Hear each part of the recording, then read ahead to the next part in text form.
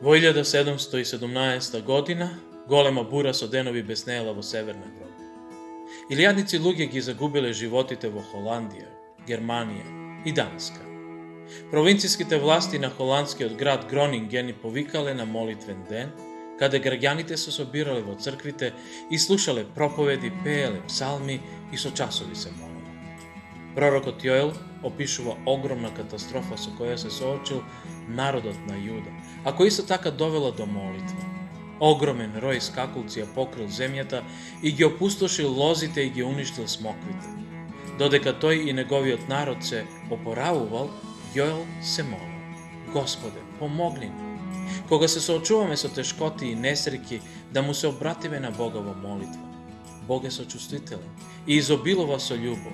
Тој не привлекува кон себе, обезбедувајќи утеха и помош.